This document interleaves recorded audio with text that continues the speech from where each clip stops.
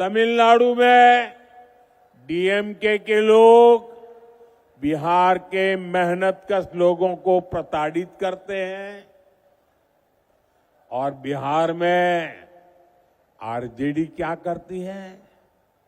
इतना सारा हो रहा है, आरजेडी को सांप सूंघ जाता है। और इस बार तो इस चुनाव में इन लोगों ने सारी हदें पार कर दी है।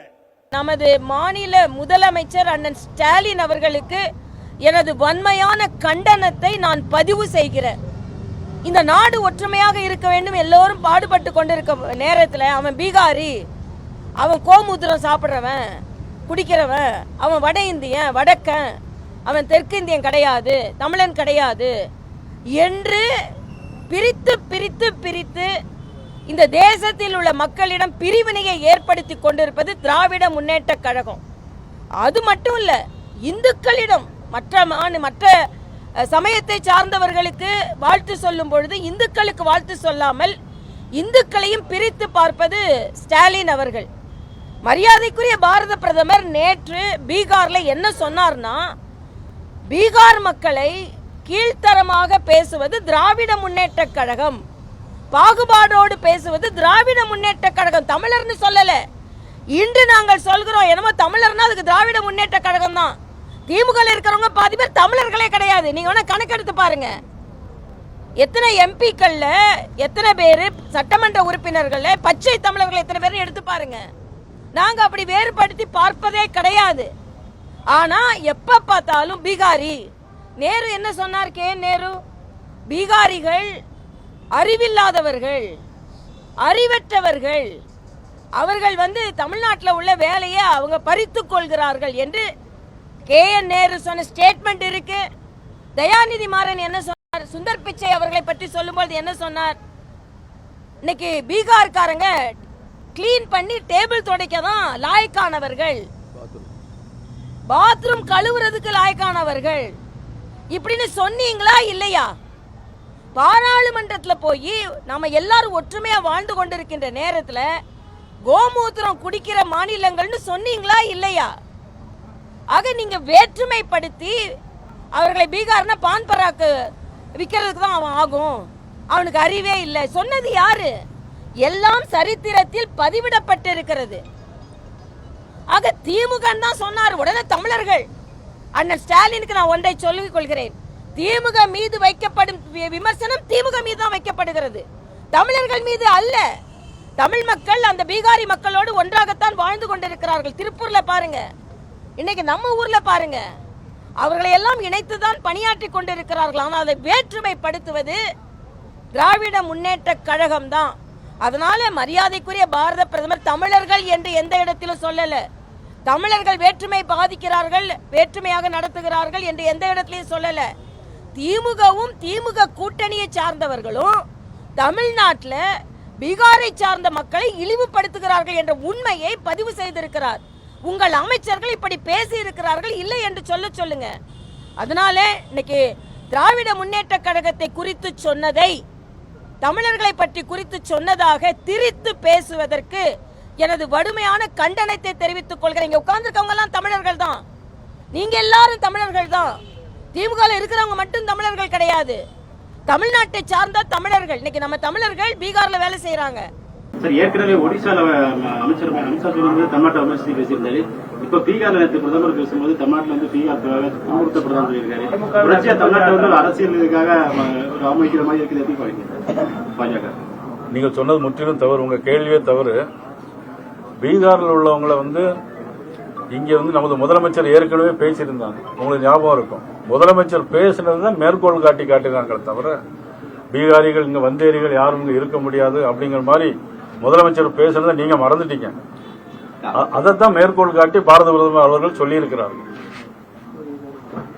ஒடிசாவில் பேசியது, ஒடிசாவில் தமிழர் ஒருவர் சாவியை கொண்டுட்டு போயிட்டாருன்னு சொன்ன விதமாக இருக்கட்டும், அல்லது அங்க தமிழர்களுடைய உணவு முறை குறித்து ஒரு வீடியோ வெளியிட்டதாக இருக்கட்டும், அதை இந்த நேரத்தில் வேறொரு மாநிலத்தினுடைய தேர்தல் பரப்புரையின் போது பேச வேண்டிய தேவை என்ன இருக்கிறது? இல்ல முதலமைச்சர் சொன்னதுதான்.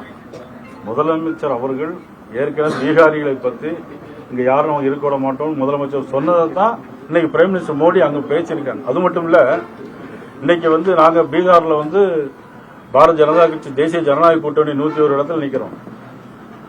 அங்க நிதிஷ்குமார் எங்களுடைய கூட்டணியில 101 இடத்துல நிக்கிறாங்க. மீதி சிறு சிறு கட்சிகள் நிக்கிறாங்க. ஆனா இப்ப பீகார்ல இன்னைக்கு அந்த INDI அப்படிதான் சொல்லணும், INDI தான் சொல்லணும். நீங்க எல்லாம் இந்தின்னு சொல்லி, இந்தி எல்லாம் கிடையாது, INDI. இந்தின்னு அதையும் பிரிச்சு பேசிடாதீங்க, இந்தியான்னு சொல்லிடுவாங்க, அதனால சொல்லிடாதீங்க யாரும். அது இந்தியா கூட்டணி கிடையாது, INDI கூட்டணி.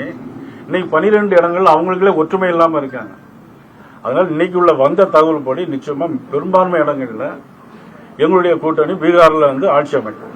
முதலமைச்சர் வந்து ட்வீட் பண்ணியிருக்கிறாரு, பிரதமர் வந்து தனது பொறுப்பை மறந்து இது போன்ற ஒரு இரு மாநிலங்களுக்கு இடையிலான பிரிவினை உண்டு பண்ணக்கூடிய வகையில முதலமைச்சர் தான் பிரிவினையே தூண்டிட்டு இருக்காரு. இதுவரையிலும் பாத்தீங்கன்னா ஒவ்வொரு பேச்சுகளிலும் பாத்தீங்கன்னா பீகார், நீங்க வந்து உங்க கேள்வியை நீங்க கேட்கிறீங்க, ஆனா பீகாரிகளை பற்றி தவறாக பேசியது இங்க பதிவில் இருக்கிறது. அதைத்தான் எடுத்து மேற்கோள் காட்டினார் பேசினார். முதலமைச்சர் இனிமேல் வட மாநிலம் தென் மாநிலம் இப்படி எல்லாம் பிரிச்சு பேசாம இருக்கிறது பிரிவினைவாதத்தை தூண்டுவதற்கு சமமாக இருக்கும். காலையில முதலமைச்சர் அவர்கள் தன்னுடைய சமூக வலைதளத்தில் போடுறாரு, பாரத பிரதமர் நரேந்திர மோடி ஐயா அவர்கள் பீகார்ல இருந்து தமிழக மக்களை இன்சல்ட் பண்ணிட்டாங்க, தமிழ்நாட்டை பத்தி தப்பா பேசிட்டாங்க. பாரத பிரதமர் நரேந்திர மோடி அவர்கள் என்ன பேசினாங்க? தமிழ்நாட்டில் வசிக்கக்கூடிய, தமிழ்நாட்டிலே வேலை பார்க்கக்கூடிய பீகாரை சேர்ந்த இங்கே வேலை பார்க்கக்கூடிய சொந்தங்கள் தமிழ்நாட்டினுடைய திராவிட முன்னேற்ற கழகம் DMK அப்படிங்கிற வார்த்தையை பயன்படுத்துறார். திராவிட முன்னேற்ற கழகம் கட்சியினுடைய தலைவர்கள் அவமானப்படுத்துறாங்க. இதுதான் பாரத பிரதமர் நரேந்திர மோடி அவர்கள் பீகாரில் தேர்தல் பிரச்சாரத்தின் போது சொன்ன வார்த்தை. இது DMK அவமானப்படுத்துறாங்கிற ப்ரூஃப் நம்முடைய சமூக வலைதளத்தில் அந்த வீடியோவை போட்டு ஹிந்தி சப்டைட்டில் போட்டிருக்கோம். நம்ம பிஜேபி தமிழ்நாடு, என்னுடைய சமூக வலைதளம், நம்முடைய நயினார் அண்ணன் எல்லாத்துலேயும் நீங்கள் பார்க்கலாம். அதில் எப்படி தயாநிதி மாறன் அவர்கள் பீகாரிலிருந்து இங்கே பணிபுரியக்கூடியவங்களை மிக மோசமாக பேசுனாங்க. TRB ராஜா, திரு பொன்முடி, திரு ராசா, இவங்க எல்லாமே வேறு வேறு காலகட்டத்தில் பான்புராக்கு வாயன், டாய்லெட் கட்டுறவங்க, இதை பேசியதைத்தான் பாரத பிரதமர் நரேந்திர மோடி அவர்கள் தமிழகத்தில் பீகாரை சார்ந்த தொழிலாளிகளை திராவிட முன்னேற்ற கழகத்தினுடைய தலைவர்கள் அவமானப்படுத்துகிறாங்கிறாங்க. அதனால் இன்னைக்கு 888 கோடி ரூபாய் ஊழல் நடந்திருக்கக்கூடிய Tamil Nadu municipal administration, water supply, நகராட்சி நிர்வாகம் மற்றும் நீர் வளங்கள், இந்த துறையில் இவ்வளவு ஆதாரத்தின் அடிப்படையில் ஈடி கொடுத்தும் கூட அதை பற்றி வாயை திறக்காத முதலமைச்சர் திசை திருப்புவதற்காக பாரத பிரதமர் நரேந்திர மோடி அவர்கள் சொல்லாத ஒரு விஷயத்தை சொன்னதாக போய் பேசுகிறாங்க. இவர் எடுத்திருக்கக்கூடிய சத்திய பிரமாணத்துக்கு எதிராக நம்முடைய முதலமைச்சர் திரு MK ஸ்டாலின் அவருடைய நடவடிக்கை இருக்குது. சத்திய பிரமாணத்தை பொறுத்தவரை இந்திய அரசியல் அமைப்பு சட்டத்தை பாதுகாப்பதாக இருக்க வேண்டும், மக்கள் நலனுக்காக இருக்க வேண்டும். ஆனால் பிரதமர் சொல்லாத ஒரு விஷயத்தை சொன்னதாக ஒரு முதலமைச்சர் பொய்ய சொல்றாருன்னா சத்திய பிரமாணத்துக்கு எதிராகத்தான் அவர் நடவடிக்கை இருக்கு.